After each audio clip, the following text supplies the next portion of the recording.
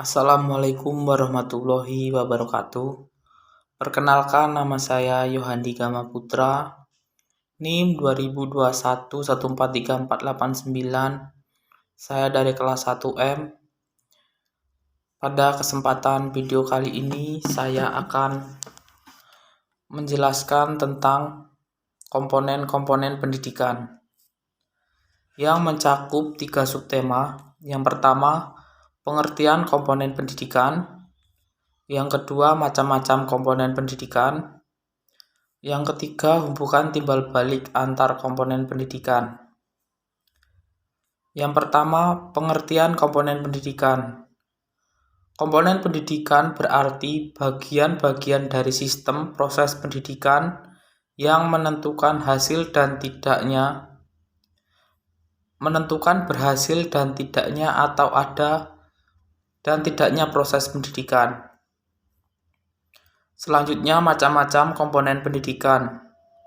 Berdasarkan beberapa pendapat tentang komponen-komponen pendidikan di atas, dapat disimpulkan bahwa 6 komponen pendidikan yang digunakan dalam acuan pendidikan, yaitu 1. Tujuan, 2. Siswa, 3. Pendidik, 4. Isi atau materi, 5. Situasi lingkungan, dan 6. Alat pendidikan.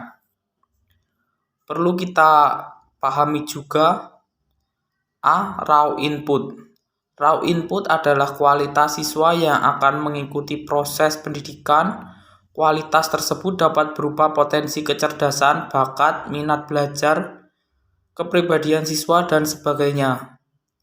Faktor yang mempengaruhi proses dan hasil belajar adalah faktor individu siswa. Bisa berupa kondisi fisiologis maupun psikologis anak. Selanjutnya B. Instrumental input. Alat input atau instrumental input yaitu muatan kurikulum dan pendidik komponen masukan yang berperan sebagai alat pendidikan. Instrumental input adalah semua faktor yang secara langsung atau tidak langsung mempengaruhi proses pembelajaran, misalnya kurikulum, media pembelajaran, alat evaluasi hasil belajar, dan fasilitas. Selanjutnya C. Environmental input. Environmental input adalah lingkungan, alam, dan sosial di sekitar siswa, yaitu suhu, geografis, dan sebagainya. Tujuannya adalah cita-cita yang ingin dicapai dari pelaksanaan suatu kegiatan sebagai unsur penting suatu kegiatan, maka tujuan tidak boleh diabaikan. Selanjutnya, hubungan timbal balik antar komponen pendidikan. Hubungan timbal balik antar faktor pendidikan dapat diartikan lain sebagai keterkaitan yang saling menguntungkan antar faktor pendidikan. Dalam melakukan suatu sistem pendidikan, harus ada faktor-faktor yang melakukan ataupun yang mendukung agar sistem tersebut dapat berjalan. Faktor-faktor tersebut juga saling berkaitan satu sama lain. Menurut Wikipedia,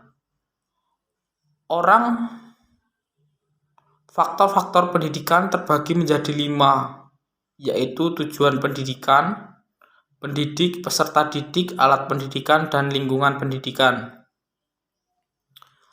Untuk kesimpulan, keseluruhan komponen-komponen tersebut merupakan satu kesatuan yang saling berkaitan dalam proses pendidikan untuk mencapai tujuan pendidikan. Mungkin itu saja yang dapat saya sampaikan mengenai komponen pendidikan.